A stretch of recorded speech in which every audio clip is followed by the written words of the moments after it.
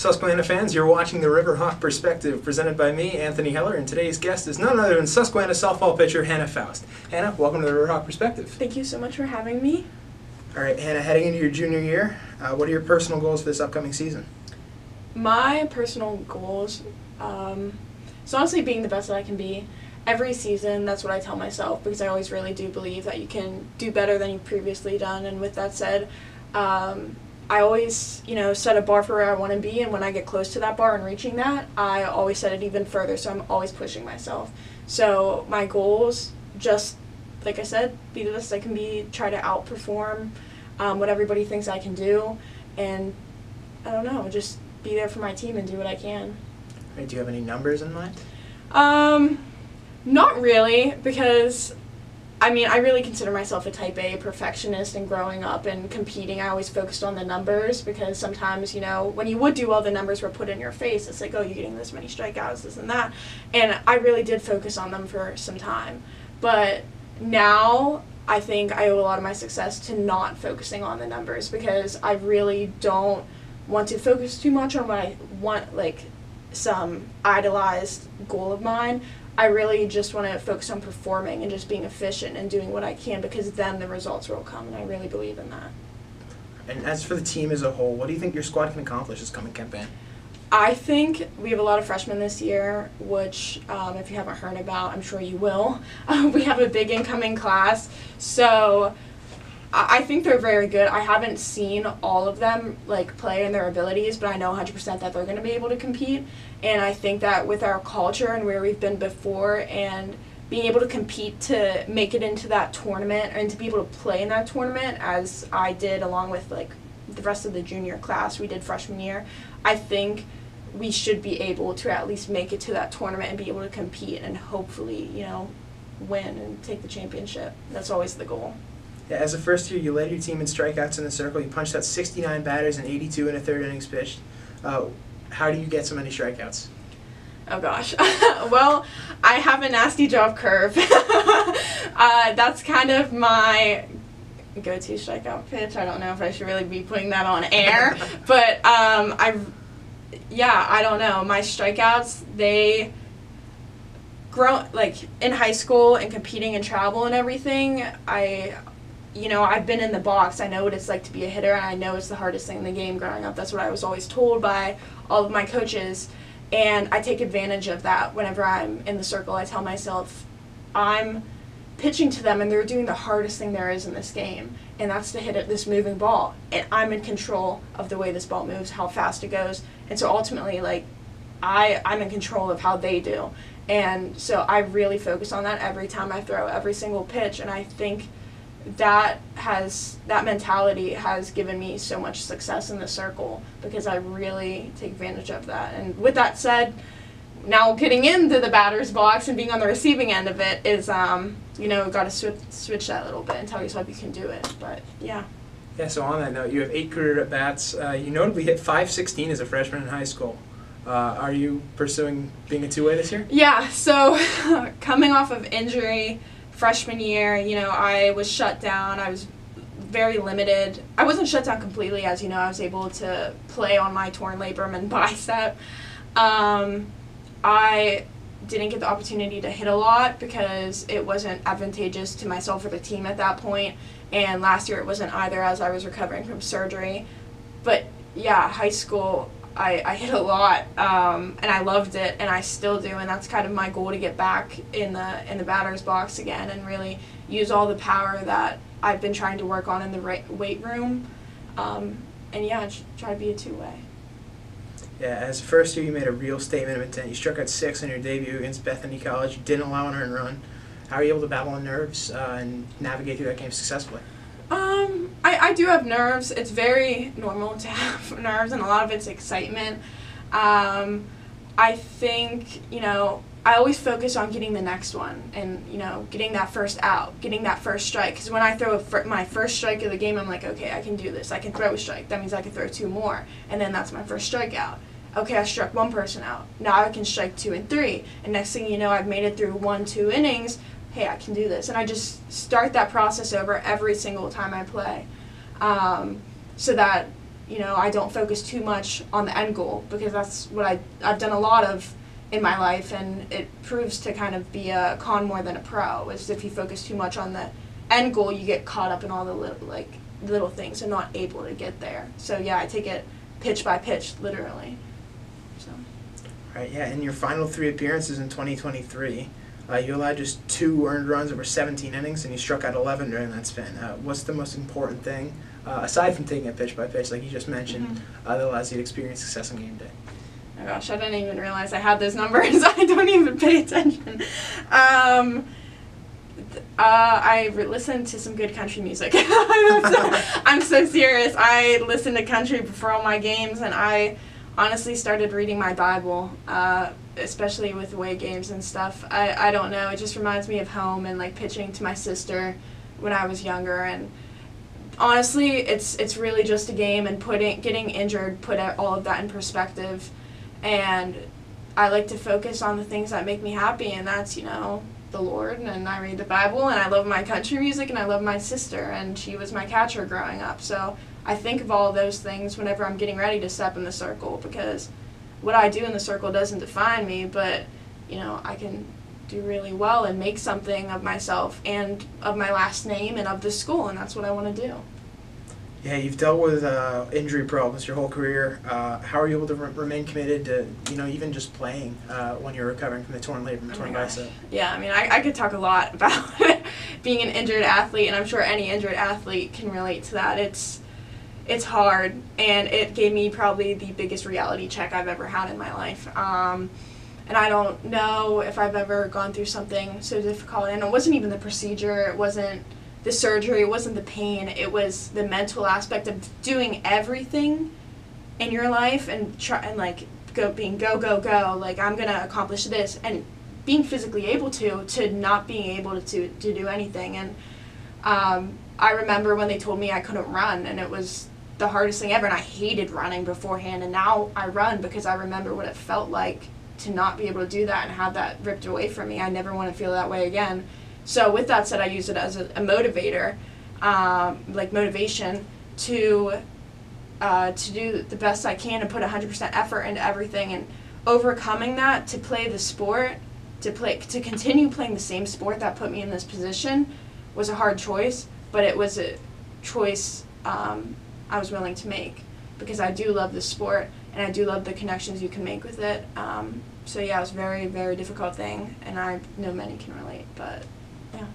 Yeah, so during 2023, you had that surgery. How did you stay mentally focused on the recovery and get back for the 2024 season? How did I stay focused on it? Well, I don't know. I was trying to, take it day by day, kind of like I do with the pitches, take it one day at a time.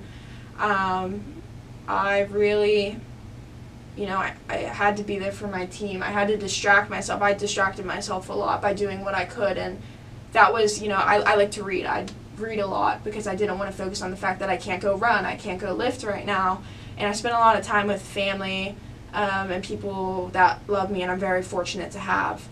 But yeah, being there for my team, showing up with them, watching them do what I was physically incapable to do, but I knew what I wanted to do, and I knew I wanted to get back to them and be with them, and that kind of kept me motivated, because that's just what I love. Yeah, in that 2024 season, your longest start was just 3 innings, and you threw 3 innings on 4 separate occasions. How did you manage the frustration of not being able to go deeper? Well, it was hard. High school, I threw every single game, and my 4-year career, minus sophomore year because of COVID. And then I came in and threw about 5 average with my labrum torn and everything, and then dropping down to 3 or even 2 sometimes, 2 innings. I realized throwing a full game isn't everything. It's not. A lot of people want to say, oh, like, I do everything, which is great and stuff, and some people are really good at that, and I commend them for that. But everybody has a role and everybody has a job, and my job was to give the best 3 innings I could do and set my team up for success. And I became very proud of those 3 innings, and it took some time to get there, but I knew the impact that it could make. I just had to sit back with myself and realize that I'm not the pitcher I was when I was in high school. I'm not the pitcher I was freshman year. I'm the pitcher now that's coming off of surgery. And I know what I can do, but now I have to show people what I can do. And if that's 3 innings, I'm going to give them the best 3 innings. So, yeah. Yeah, so moving on to a school aspect, you're political science and data science double major here at Susquehanna. Why did you choose these majors? How do you plan to use them? Well, I was initially political science Spanish double, and then I had a data and statistical analytics minor. And then I changed it to data science, political science double major now, as you said, with a Spanish minor. I always loved statistics in high school. I did really well. I liked math. Didn't love it. Liked it. I didn't love... I can relate. Yeah. Yeah. So I love law, though, and I love politics. I love everything about it. And I want to be a lawyer ultimately, so law school's end goal for me. I want to do international law, I believe. I'm not exactly sure, because the more I do like data analysis and stuff, I think, oh, big law. But a lot of people think big law. That's not everything for me, but I want to work like maybe along the borders, and I want to be able to speak with others of different languages, like Spanish. I love Spanish. Obviously, I'm taking it. I love German. I want to learn German privately. I love learning about other cultures as well, and I want to apply that to my career of working with clients who don't speak English. So your internships for the past 2 years have involved you returning to your hometown to work for the River Valley School District as an intern for leadership and operations. And what has that role given you for skills you need for your career? Well, I can say a lot about this internship, but honestly, I'd worked with the assistant superintendent, Regina Giese, and the superintendent, Philip Martel, and they're such amazing people. And the way they are as leaders, and like I said, I could go on about them and the impact that they've had on me, but Regina Giese specifically, the assistant superintendent, the way she composes herself and carries herself as a woman in a position like that, I had never seen it, and I'd never been around, besides maybe my mother, and how she carries herself is really well, but Regina, just seeing her in action and taking on these problems she faces all the time and dealing with people and just, staying so humble, I just look up to her. But the skills during that internship that has probably offered me is I focus more on the legal aspect of it, so like liability with the school. I worked more so in that, and they tried to tailor the internship to me and my career field. I'm actually interning right now with the public defender out of Union County, Brian Ulmer, and that's through the political science department here, and I'm very honored to have that opportunity. It's absolutely amazing, and I love it so much. Yeah, so in 2022, you came up with the idea of having a therapy dog at your high school, and you were successful in getting Benny, the Bernese Mountain Dog, to the River Valley School District. And what does being responsible for that mean to you? Oh my gosh, wow. That's something I can talk about a lot too. I did not realize the amount of work that was going to go into getting a school dog. I had no idea what I was signing up for, but it's the greatest thing I've ever done. Gosh, where do I start? Benny, he's just amazing, and especially as I was a senior and I put that in place and I knew that I wouldn't be able to have the effects of having a dog in school with me. But I knew my little sister and my little brother would, and I knew all these other kids that would be able to get to be in a learning environment where they have a cute little animal running around. But there was a moment that really stood out to me that I'll never forget, and it was honestly really devastating, heartbreaking, is, I put this dog in place to be there for these kids, but I never thought it'd actually be used for such a saddening thing. That's why he's there. That's why Benny's there, is to comfort the kids, to help kids that maybe nonverbal in the special education program be comfortable in an environment where they can learn and they can be themselves, and they can talk to the dog, but the dog's there for comfort too. And on spring break my freshman year, I was getting a bunch of text messages from administration and staff saying thank you for having this dog, and I just finished a game. And I remember we were getting on the bus to leave to go back to the hotel, and I got a call from the woman who owns the dog in administration and told me about the passing of, I believe, I don't want to do him wrong here, his family, but in elementary, by saying the wrong grade. He's in elementary school, and he passed away in a horrible accident, and I believe 3rd grade. But the dog, Benny, he was there for all the kids the little 3rd graders and the children that didn't know how to cope with the loss of a classmate. They didn't understand what happened, and Benny was there, and it was so sad that the dog that I put there had to do what he had to do, but that's the whole purpose. And it was such a, I'm glad I did it, especially for that reason. But yeah, it's things like that, and I just want to say that, like, my heart goes out to that family forever and ever for that. Yeah, Lindsay Strong, who's Benny's handler, she had some very positive things to say about you. They were published in the Indiana Gazette that featured you and Benny. What does that mean to you to get that kind of feedback? Oh my gosh, well, I never expect that type of feedback when I do these kind of things. I don't really think about that. They just kind of happen, but I created an amazing relationship with Lindsay, working with her to get Benny, and she was so selfless, and I mean, she loves dogs, so it wasn't really a problem, to get Benny and be the handler and carry the responsibility. But yeah, it's just amazing hearing those things. I don't always think those things of myself, so to hear it from other people, just, it's just, wow, I can't believe it, and I'm so blessed to have people like that in my life that are willing to speak about me like that, and to be able to have this feeling of such pride over something. It's just a blessing. It's amazing. Yeah, now back to sports. Do you ever play anything other than softball, and how long did you play, and at what level, if you did? Yeah, I played basketball for a very long time. I don't even remember when I started playing. I think I started before softball. I played up until either my sophomore or junior year of high school, which was a very difficult choice to make. I associated my identity with the sports I play, and I still do. I was like, hi, I'm Hannah, I play softball and basketball. And then I was suddenly just softball. Part of that was because of injuries. I couldn't keep getting hurt, and it was going to affect my softball career, and I was very aggressive in basketball. And yeah, a tendency to get myself hurt by doing some things like that. So that allowed me an opportunity. It was a blessing in disguise, I think. It gave me the time to start weightlifting, and I love weightlifting.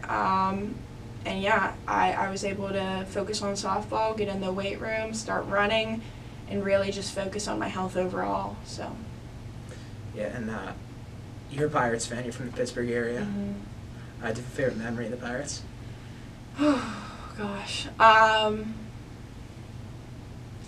I don't know. I don't know. I do, but I wasn't even there for this game. It was this past season, and they brought out Skeens to pitch, and Skeens is a huge name in Pittsburgh right now. Everybody loves him. But he was pitching against Shohei Ohtani, and he struck Shohei out the first time he played him. And I was like, okay, good for you, Skeens. But I love Shohei. He's probably my favorite big two-way. I think he's injured right now or coming off of that. He had surgery, so he might just be hitting and not pitching right now. So it was him, Skeens striking out Shohei, and then Shohei hit a home run off of Skeens' next at bat. And it was just two amazing athletes. And the respect that I have for both of them and the respect that they have for each other as players was just amazing to see that level of competition and the way they care about the game, to see them both do good. Even though Shohei struck out, that doesn't make him bad. And Skeens had a home run hit off of him. It doesn't make him bad. They can just look at each other head nod and be like, hey, I just struck you out. And Shohei's going to be like, hey, I just hit a nuke off of you. And that's the game. And yeah, so I'm a big Pirates fan. Very different culturally here because everybody's a Phillies fan. I'm a Dodgers fan. Yeah, not a lot of those, I don't think, right here. I don't know. But yeah, I wasn't even there for that game, but I remember watching those games and being like, oh my gosh, I love both of those athletes. I had the exact same memory. I remember that game very well. Yeah, it was awesome. It was an awesome series. Yeah. Lastly, is there anything you got for me or anything else you want covered? Oh gosh. I don't know. I just want to thank you for this opportunity. This has been absolutely amazing. I I love all of this. I'm so grateful. So thank you. Yeah, well, that's it for Hannah Foust edition of the Riverhawk Perspective. Hannah, thanks so much for joining me here today, and fans, thanks for tuning in. I'm your host, Anthony Hiller, signing off. Before I do, I'm reminding you to turn on post notifications so you don't miss any editions of the Riverhawk Perspective.